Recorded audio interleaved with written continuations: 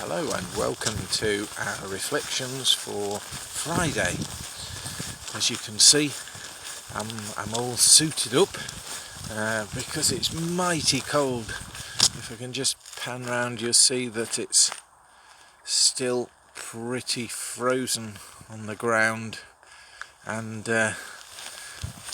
cold. So it would have been a bit silly if I'd have ignored the weather forecast and all the news and gone out in my shorts and flip-flops today. It wouldn't have been safe, wouldn't have been healthy, wouldn't have been wise.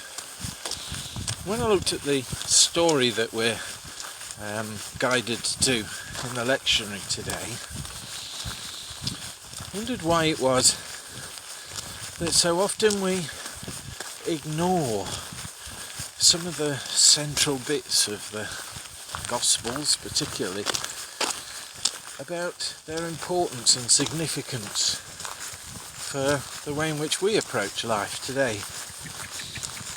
So, big theme about death and resurrection we apply to perhaps the end of our life, to funerals, but we don't apply them when we're actually talking about the life of our circuit or our chapel.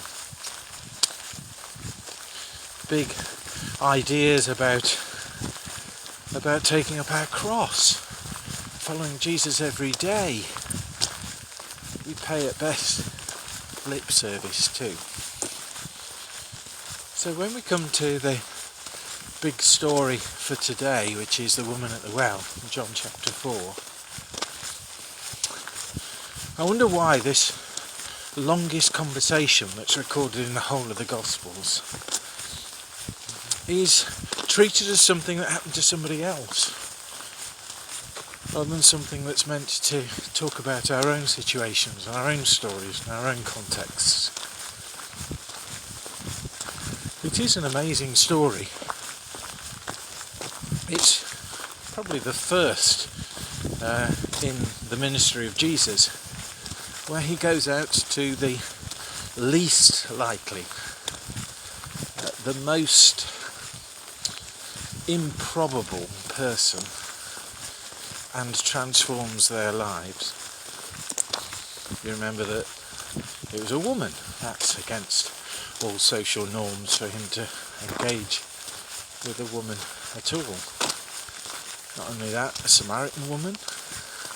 Jews, Samaritans, enemies.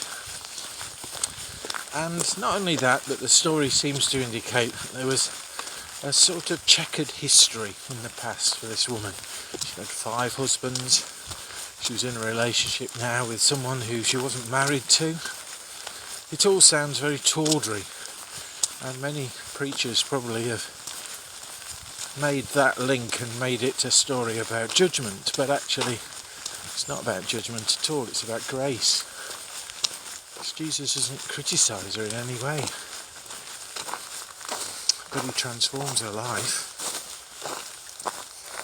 I wonder why we go through our lives trudging along like that woman was, coming down to the well,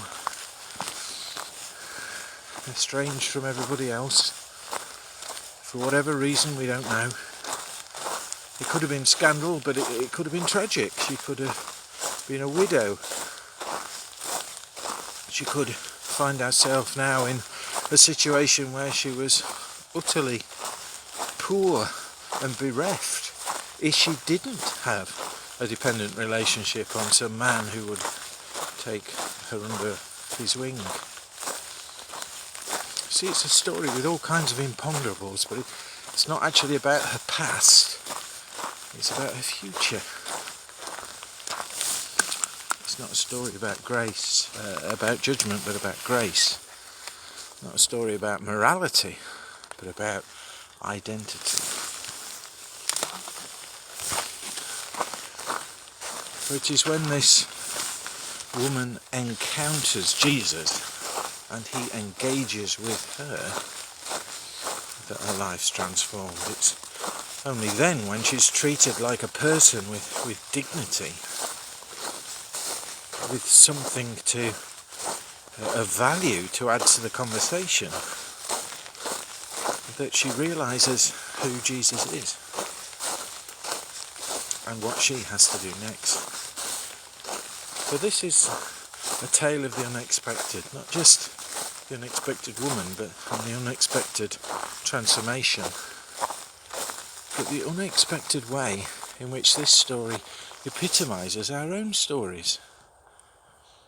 It doesn't matter about our past, it's only about our future. It doesn't matter what our circumstances are, God still wants to engage with us. It doesn't really matter where we worship, for that's the big question that the woman then addresses. The big central story that separated Jews from Samaritans, where we're going to worship. Instead he talked to her about living water, about himself. It doesn't matter where we worship or what chapel we go to. It's about who we worship. It doesn't matter what we've done in the past. It matters whether we're listening truly to the God who wants to engage with us. And it doesn't matter whether we feel as if we're cut out to be somebody who talks about Jesus. That's what we will naturally do. And we're so caught up in the wonder of a God who engages with us that we can't stop ourselves. See, this is the first story of someone's life being transformed and of going and transforming somebody else's life as well. She rushed back to her village, even though she was a social outcast there, and it made a difference to them, however unlikely. I wonder why it is that these stories are all about somebody else, not about me, not about you. So I think this is a story of hope. It's about a God who really does want to meet with us, wants to make a difference. Even now, in our circumstances, to make a difference. And to make a difference not in our own lives, transformed as they will be, but in other people's lives as well. God bless you.